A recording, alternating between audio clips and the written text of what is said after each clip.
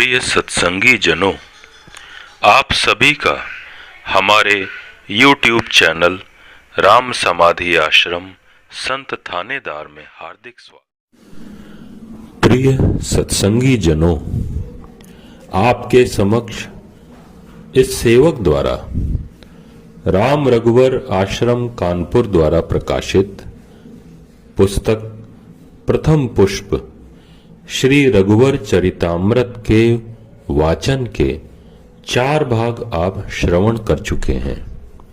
आइए इस श्रृंखला के 5वें भाग का श्रवण आनंद प्राप्त करते हैं। श्री गुरुदेव का प्रेम। श्री चच्चा जी महाराज के गुरु महाराज उनको बहुत प्यार किया करते थे। उनकी खुशमिजाजी व हाजिर जवाबी पर बहुत प्रसन्न होते थे और इनसे प्रायः उर्दू फारसी की शेरें, किस्से, कहानियां और तबले की गतें सुना करते थे और कहा करते थे कि ये खिलौने हैं। चच्चा जी भी जवाब देते हुए कहते थे, खिलौना समझकर बिगाड़ो न हमको कि हम भी किसी के बनाए हुए हैं। रेलवे का मुकदमा समाप्त हो जाने के बाद श्री लाला जी साहब ने श्री चच्चा जी से कहा कि तुम नौकरी के योग्य नहीं हो, त्याग पत्र दे दो। अब श्री चच्चा जी महाराज फतेहगढ़ में घर पर ही रहने लगे। उन दिनों चच्चा जी की मस्ती यानी प्रेमावेश की यह दशा थी कि टाल पर लकड़ी खरीदने गए, रास्ते में लोगों ने बिठा लिया और गाना शुरू हो गया। घंटों हो गए, उन्हें कुछ खबर नहीं। याद आई तो वापस आए। एक बार श्री चच्चा जी महाराज लड़की की विदा के लिए भेजे गए। टिकट लेकर रेल में बैठ गए। जंक्शन मिला, वहां पर उतरकर बिस्तर बिछा दिया और लोटा लेकर शौच को गए। शौच से निवृत्त होकर आए तो देखा कि बिस्तर गायब है। आपने लोटा रख दिया और बिस्तर की खोज में गए। फिर वापस आए तो देखा लोटा भी नदारद है। अब उनके पास जेब में टिकट और सिगरेट की डिब्बी के सिवा कुछ भी नहीं था। ऐसी ही अनेक घटनाएं उनके प्रेमावेश की दशा में होती थी। शाहजहांपुर में श्री पूज्य चच्चा जी महाराज अपनी ससुराल में बाबू नेमचंद्र साहब रईस के मकान में रात को लेटे थे। ना मालूम किस तरह चारपाई में आग लग गई। आप निहायत इत्मीनान से सो रहे थे। पास में लेटे हुए एक मुंशी जी की आंख खुल गई। वह चिल्लाए, तब बड़ी देर में आपने आंखें खोली और निहायत इत्मीनान से आप चारपाई से बाहर आए। कई कनस्तर पानी डाला गया, तब आग बुझी। चारपाई व कालीन काफी जल गया था, लेकिन आप ईश्वर कृपा से बाल बाल बच गए। आपके किसी कपड़े में जरा भी आग का स्पर्श नहीं हुआ। ऐसी ही अनेक घटनाएं आपके प्रेम के आवेश की हैं। ताकर दूत अनल जेहि सिरजा, जरा न सो तेहि कारण गिरजा। पंचभूत भक्त पर छाया किए रहते हैं, यही पंचवटी है। इसी तरह एक दिन प्रहलाद को हुआ था। अग्नि उनके लिए जल के समान शीतल हो गई थी। श्री चच्चा जी महाराज बहुत सरल एवं मृदु स्वभाव के थे। एक दिन श्री लाला जी महाराज ने उन्हें कई काम सुपुर्द करके फर्रुखाबाद भेजा। सुबह के गए हुए शाम तक नहीं लौटे। लाला जी साहब ने कचहरी से वापस आकर देखा कि अभी नहीं आए तो चिंतित हुए और कहने लगे, ना मालूम कहां रह गए। मस्त आदमी हैं, कहीं इक्के पर से न गिर पड़े हों और इक्के वाले को खबर न लगी हो, चला आया हो। इस प्रकार अनेक आशंकाएं व्यक्त करते हुए टहलने लगे और खाने के लिए उनका इंतजार करते रहे। 9 बजे के लगभग आप वापस आए। श्री लाला जी साहब ने देखते ही कह दिया कि तुम दिन भर कहां रहे, और नाराज होने लगे। तो आपने जवाब दिया कि गलती हो गई। फिर भोजन करने लगे। भोजन करके वापस आए तो उन्होंने सब बातें ब्यौरेवार पूछी। मालूम हुआ आप एक जगह गए, वह नहीं मिले, दूसरी जगह गए, वो 2 घंटे बाद मिले। फिर एक साहब के यहां गए, घंटे भर बैठना पड़ा, तब वह आए। इस प्रकार दिन भर बराबर काम में ही लगे रहे। तब लाला जी साहब ने फरमाया कि ठीक है, आप काम ही में तो लगे रहे, यह तो मजबूरी थी। फिर आपने क्यों कहा कि गलती हो गई? इस पर चच्चा जी साहब बोले, यह मेरी भूल हुई। इस सरलता को देख श्री लाला जी साहब हंस पड़े। गुण तुम्हार समुझई निज दोषा, जेहि सब भांति तुम्हार भरोसा। सच्ची भक्ति। जब से रेलवे की नौकरी छोड़कर आए, श्री चच्चा जी ने अपना यह नियम बना लिया था कि श्री लाला जी साहब खाना खाकर जैसे ही उठते, तुरंत बैठकर उनकी थाली में खाना खा लेते और जो कपड़े लाला जी साहब के पहने हुए पुराने होते, उन्हीं को पहना करते। इस प्रकार सच्चे भक्त के रूप में अपने आप को रखा। तुम ही निवेदित भोजन करहीं, प्रभु प्रसाद पट भूषण धरहीं। घोर तप, अनाहार और आपत्तियां, वह दर्दे दिल ही है जिससे उनको पाते हैं। खुदा भला करे उनका जो दिल दुखाते हैं। श्री पूज्य लाला जी साहब की बदली फर्रुखाबाद से तहसील अलीगढ़, जिला फर्रुखाबाद, नायब नाजिर की जगह पर हो गई थी।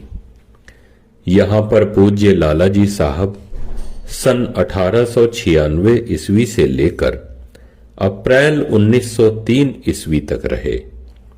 श्री चच्चा जी साहब भी पूज्य लाला जी साहब के साथ अलीगढ़ में रहे। उन दिनों पूज्य लाला जी साहब ने श्री चच्चा जी को श्री चिम्मन लाल जी मुख्तार के यहां मुहर्रिरी में रखा दिया था। मुख्तार साहब श्री लाला जी साहब के गुरु भाई थे। जब सन 1903 ईस्वी के अप्रैल मास में श्री लाला जी साहब की बदली तहसील कायमगंज, जिला फर्रुखाबाद को हुई, तब श्री लाला जी महाराज ने यहां के सत्संग का काम श्री चिम्मन लाल जी मुख्तार के सुपुर्द कर दिया और अपने गुरु महाराज के आदेशानुसार मुख्तार साहब को सत्संग कराने की आज्ञा भी दे दी। श्री पूज्य चच्चा जी महाराज को भी श्री चिम्मन लाल जी मुख्तार के सुपुर्द कर दिया और श्री चच्चा जी से कहा कि इनसे आत्मविद्या सीखना और इनकी आज्ञा का पालन करना। श्री लाला जी साहब स्वयं कायमगंज चले गए। श्री पूज्य चच्चा जी महाराज मुख्तार साहब से आत्मविद्या सीखते थे और उनकी मुहर्रिरी का काम भी करते थे। मुख्तार साहब स्वभाव के बहुत कठोर थे। आपने श्री चच्चा जी को इस प्रकार कठिन तपस्या रूपी सख्तियों में कसा कि जिनको वर्णन करने से ही जी को बहुत दुख होता है। आपको कचहरी में दिन भर काम में निष्ठुरता से लगाए रहते थे। कचहरी से लौटने पर शाम को घर आकर शौच आदि आवश्यक कार्य से निवृत्त होकर आप श्री चिम्मन लाल जी मुख्तार साहब के घर चले जाते थे और वह जो अभ्यास करने की आज्ञा देते आप घंटों किया करते। इस पर भी मुख्तार साहब प्रायः रुष्ट रहते और अप्रसन्न हुआ करते। आधी रात तक, बल्कि कभी कभी रात रात भर उठने या घर जाने या सोने या खाना खाने की आज्ञा प्रदान नहीं करते थे। श्री चिम्मन लाल जी कुछ देर बैठकर सत्संग कराते, फिर स्वयं लेट जाते और जब जागते तो आपको जरा भी ढीला देखकर डांट के साथ काम में लगा रहने के लिए कहते। सुबह भी लगातार 2-3 घंटे तक एक आसन पर बैठकर अभ्यास करने का अनुरोध किया करते। झिड़कना और फटकारना तो एक साधारण बात थी। कचहरी में आप मुवक्किलों के सामने जरा जरा सी बात पर रुष्ट होते और प्रायः कागजात व दस्तावेज के मसौदे आदि जो आप लिखते और तैयार करते, इनसे छीनकर अन्य मुहर्रिरों को दे देते और वे उसी की नकल कर मुवक्किलों को दे देते, जिससे उनको पैसा मिलता। इनको डांट फटकार कर अयोग्य कहते और अपमानित करते। पैसे की कमी के कारण उपवास पर उपवास होने लगे। कभी कभी केवल दाल ही उबाल कर खा लेते अथवा प्रायः भुने चने या उबले हुए आलूओं पर निर्भर कर रहते। श्री चच्चा जी महाराज शारीरिक व मानसिक कष्टों को चुपचाप धैर्य, संतोष और भगवान पर पूर्ण विश्वास के साथ सहन करते हुए कठिन तपस्या का जीवन व्यतीत करते रहे। कभी कभी निराहार ही दिन व्यतीत होते। व्यक्तिगत तप करना, कष्ट उठाना और आपदाएं सहना तो इतना कठिन नहीं है, किंतु छोटे छोटे बच्चों और घर वालों को भूख से तड़पते और बिलखते देखकर बड़े बड़े वीरों के छक्के छूट जाते हैं। यह बात जानते हुए भी मुख्तार साहब कभी न पूछते कि बच्चों के खाने पीने और परवरिश का क्या प्रबंध है। यदि उनके यहां पहुंचने में कहीं जरा भी देर हो जाती तो अत्यंत क्रोधित होते। एक समय ऐसा हुआ कि श्रीमती चाची जी के घुटने में मकड़ी फैल गई, जिसके कारण घुटने और जांघ में बड़े बड़े घाव हो गए। अत्यंत वेदना के कारण उठना बैठना कठिन हो गया। ज्वर भी आ गया था। इस बात की सूचना बाबू कालिका प्रसाद सत्संगी द्वारा मुख्तार साहब के यहां पहुंचा दी गई। 2 दिन श्रीमान चच्चा जी साहब मुख्तार साहब के यहां नहीं पहुंच सके। तीसरे दिन जब मुख्तार साहब के यहां गए तो वे अत्यंत क्रोधित हुए और कहा कि तुम स्त्री के गुलाम हो। कल से हमारे बस्ते पर काम करने ना आना, हमने दूसरा मुहर्रिर रख लिया है। श्री चिम्मन लाल जी के यहां से वापस घर आकर डबडबाई हुई आंखों से सब वृत्तांत श्री चच्चा जी ने श्रीमती चाची जी से कहा। मुहर्रिरी से पृथक होने की बात सुनकर वह बेकारी तथा बेबसी की दशा सोचकर चाची जी रो पड़ी। कैसी कठिन परीक्षा है। जब तक सोना भली भांति तपाकर शुद्ध नहीं किया जाता, तब तक उसकी कदर नहीं होती। हीरे और मणि जब तक तेज और तीखे अस्त्रों द्वारा भली भांति तराश कर सुंदर व चिकने नहीं बनाए जाते, तब तक उन्हें कोई पसंद नहीं करता। ईश्वर भी अपने भक्त रूपी रत्नों को संसार में चमकाने के लिए बहुत से तेज तीखे शस्त्रों से काम लिया करते हैं।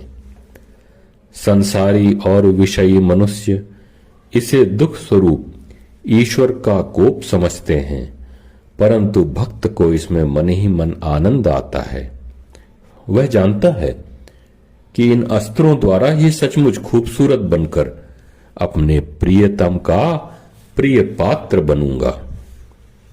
हमारी गुरु माता श्रीमती पूज्या चाची जी पति परायणा, धर्मशीला, भक्तिमती और सच्ची तपस्विनी थीं। इस घोर विपत्ति काल में भी उन्होंने ईश्वर पर पूर्ण विश्वास रखते हुए सदैव ही पूज्य चच्चा जी को सहयोग दिया। वे प्रेम, त्याग, सहनशीलता एवं शांति की मूर्ति थी। धैर्य एवं साहस के साथ उठकर उन्होंने अपना बक्स खोला और सोने का एक आभूषण देकर निवेदन किया कि आप इसको बेचकर या बंधक रखकर जो रुपया मिले उससे काम चलाइए। इस प्रकार सारा जेवर माटी के मोल बिक गया। यद्यपि आपके पिता एक प्रतिष्ठित एवं धनी रईस थे, तथापि आपने ऐसी स्थिति की कभी किसी को खबर न होने दी। श्री कालिका प्रसाद जी नकल नवीस ने, जो सत्संगी भी थे, जब यह हाल सुना तब श्री चच्चा जी से कहा कि आप तहसील में अरायज नवीसी का काम करना अलग से शुरू कीजिए और दस्तावेज लिखने का भी कार्य किया कीजिए। हम लोग आपकी सहायता करेंगे। जब श्री चच्चा जी ने अलग से अरायज नवीसी का काम शुरू किया, तब श्री चिम्मन लाल जी मुख्तार वहां भी ना माने। लोगों को बहकाते और भड़का देते थे।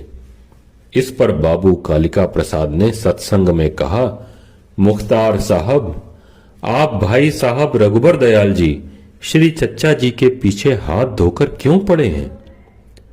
यदि आत्मिक शिक्षा यही है तो हम लोग इससे बाज आए, अब इस सत्संग में नहीं आएंगे। इस पर श्री चिम्मन लाल जी ने निम्नलिखित कथा सुनाई। एक प्रतिष्ठित गुरु महाराज थे, जिन्होंने शरीर त्याग करते समय अपने लड़के को यह आदेश दिया कि जब तुम्हारा संस्कार जागृत हो और इस विद्या को सीखने की तुमको इच्छा पैदा हो, तो मेरे अमुक शिष्य के पास जाना और उनसे अपनी इच्छा प्रकट करना। ईश्वर चाहेगा तो वह तुम्हारा काम कर देंगे। समयानुसार जब उस लड़के की तीव्र इच्छा जागृत हुई तो वह अपने पिता के शिष्य के यहां गया। वह अपने सत्संगियों के साथ बैठे हुए थे।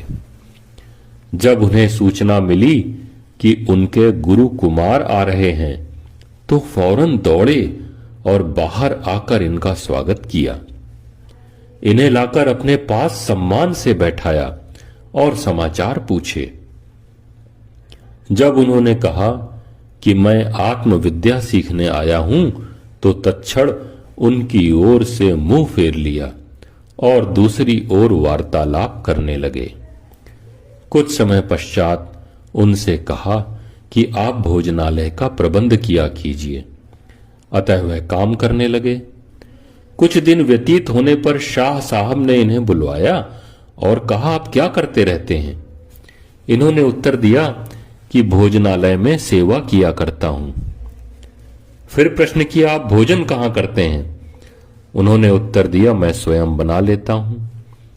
शाह साहब इस बात पर बहुत रुष्ट हुए और कहने लगे, जब आप रोटी बनाते हैं उस समय कौन प्रबंध देखता होगा? आप इस योग्य नहीं कि वहां काम कर सकें, अतः आपको सफाई का काम दिया जाता है, उसका प्रबंध करें। कुछ समय पश्चात शाह साहब उधर जा निकले। उनके प्रबंध में कई दोष बतलाकर उन्हें बहुत डांटा और कहा, आपसे यह भी न बन सका कि आप यहां की सफाई ठीक रखते। अब आप जाइए, दीवान खाने के द्वार पर बैठिए और देखिए जो सत्संगी आते जाते हैं उन्हें कोई असुविधा न होने पावे। अतः वह दरबानी का काम करने लगे।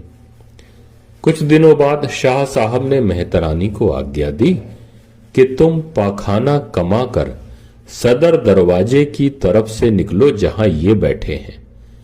दूसरे दिन इनके समीप से निकलना और तीसरे दिन ऐसे सट कर निकलना कि टोकरा इनके ऊपर गिर पड़े। अगले दिन मेहतरानी उसी सदर द्वार से निकली। तब उन पीरजादे साहब ने कहा कि इधर से सब सत्संगी भाई निकलते हैं, तुम यह टोकरा लेकर पीछे के दरवाजे से निकल जाया करो तो अच्छा है। इस पर मेहतरानी ने दो चार अपशब्द सुनाए। दूसरे दिन फिर वहीं से निकली और इनके समीप से निकली। फिर उन्होंने कहा कि रास्ता तो इतना पड़ा है। इस पर मेहतरानी ने कहा, अभी कुछ दिनों गुलामी करना सीखिए, आत्मविद्या सीखना कुछ हंसी खेल नहीं है। तीसरे दिन वह फिर टोकरा लेकर इनसे सटती हुई निकली और टोकरा गिरा दिया। यह उठ खड़े हुए और कहा, यह सत्संगियों के निकलने का रास्ता है और तुमने यह क्या किया? मेहतरानी ने उत्तर दिया कि आपको जिससे इस प्रकार घृणा है वह आपके गुरु शाह साहब का पाखाना है। मैं तो इसको प्रतिदिन उठाती हूं और घृणा नहीं करती। इस कथन पर वह तुरंत उठे और मेहतरानी के पांव छुए, क्षमा मांगी और फूट फूट कर रोने लगे। झट उस भंगिन की टोकरी में वह गिरी हुई भिष्ठा अपने हाथों से भरने लगे। शाह साहब जो घटना को झरोके से देख रहे थे तत्क्षण आ गए और आज्ञा दी कि इनको नहलाकर कपड़े बदलवाकर मेरे पास उपासना गृह में ले आइए। खूब सफाई, स्नान व साफ कपड़े बदलने के बाद कमरे में लाए गए। शाह साहब ने उनको अपने सामने बैठाकर तवज्जो दी और गुरु पदवी के पूर्ण अधिकार और आदेश प्रदान करने के बाद कहा कि गुरु की जो आज्ञा थी उसका पालन हो गया और बड़े आदर व सम्मान सहित बहुमूल्य वस्तुएं भेंट स्वरूप अर्पण करके उनको शहर के बाहर पहुंचाने गए। मुंशी चिम्मन लाल जी ने यही कथा सुनाकर सत्संगियों से कहा, भाई यही बात यहां पर है कि मैं तो मुख्तार का मुख्तार ही रहूंगा। इनको बहुत बड़ा महात्मा बनना है जो संसार को प्रकाशित करेंगे। इस प्रकार श्री चच्चा जी महाराज ने कठिन तप किया और सब तरह की कठिनाइयां, तकलीफें तथा अपमान सहन किए, पर कोई शिकायत कभी नहीं की। तब महात्मा रघुवर दयाल जी यानी चच्चा जी महाराज को मालूम हुआ कि बाबू कालिका प्रसाद जी ने श्री चिम्मन लाल जी से उनके संबंध में इस प्रकार की बातचीत की और यह किस्सा जनाब मुख्तार साहब ने सुनाया तो आप फूट फूट कर रोने लगे और बाबू कालिका प्रसाद जी से कहा, भाई आपने ऐसा क्यों कहा सुना? मालिक बेहतर जानता है कि इस दास की कोई अभिलाषा नहीं है और ना ही कभी किसी प्रकार का गिला शिकवा जनाब मुख्तार साहब से रहा, ना है ना रहेगा। यह अकिंचन सेवक किसी भी सेवा के योग्य नहीं है। केवल एक विचार आकर दिल में तड़प से उठा देता है और मालिक से यही प्रार्थना चुपके चुपके हुआ करती है कि कहीं ऐसा न हो कि बड़े भाई साहब महात्मा रामचंद्र जी महाराज की किसी प्रकार की तनिक भी आज्ञा उल्लंघन हो जावे। वे इस पतित के सर्वस्व हैं। यह दास तो श्रीमान पूज्य लाला जी साहब को ही अपना सद्गुरु, भगवान, माता पिता सब कुछ समझ रहा है। इसमें जान तक लग जाए और काम आ जाए तो अहो भाग्य होगा। मोहब्बत के जो बंदे हैं वह कब फरियाद करते हैं, लबों पर मुहर खामोशी, दिलों में याद करते हैं। श्री चच्चा जी महाराज उसी दिन शाम को श्री मुख्तार साहब की सेवा में उपस्थित होकर बड़े ही दीन भाव से गिड़गिड़ाकर और रो रो कर पश्चाताप करते रहे और चरणों में सिर नवाकर क्षमा मांगी। श्री चिम्मन लाल जी साहब का भी दिल भर आया और कहने लगे, भैया नन्हे, जो श्री चच्चा जी महाराज का प्यार का नाम था, भैया नन्हे तुम्हें गुरु पदवी वाले होना है और मैं तो मुख्तार ही रहूंगा। हमारी तुम्हारी क्या बराबरी। तुम हुजूर महाराज हजरत मौलाना फजल अहमद खां कुदसरूह के खिलौने हो और फिर गुरु स्वरूप श्री लाला जी महाराज के परम प्यारे छोटे भाई हो। वह तुम्हारे सर्वस्व हैं और तुम उनके लाडले और सब कुछ हो। उसके बाद श्री चिम्मन लाल जी ने अपना व्यवहार बदल दिया। श्री पूज्य चच्चा जी महाराज ने उच्च कोटि का समर्पण और आज्ञा पालन चरितार्थ करके दिखाया। इसके साथ ही विनयशील, निरहंकार और प्रेम कैसे सुंदर अपूर्व रूप में दिखाया। जाति पाति धनु धर्म बढ़ाई, प्रिय परिवार सदन सुखदाई, सब तज तुम ही रहई उर लाई, तेहि के हृदय रहो रघुराई। श्री पूज्य चच्चा जी महाराज ने अप्रैल सन 1903 से लेकर सन 1911 ईस्वी तक पूरे 8 वर्ष श्री मुख्तार साहब के अधीन रहकर आपत्तियां, विपत्तियां, फाकाकशी, अपमान, यातना, वेदना आदि भोगते हुए कठिन तपोमय और कष्टमय जीवन बहुत साहस, धैर्य और दृढ़ता के साथ व्यतीत किया और सदा ईश्वर को धन्यवाद देते रहे। ओम शम। बंधुवर, अगर आपको ये वीडियो और प्रयास अच्छा लगा हो तो आप हमारे YouTube चैनल राम समाधि आश्रम संत थानेदार को लाइक, सब्सक्राइब और कमेंट करने की कृपा करें।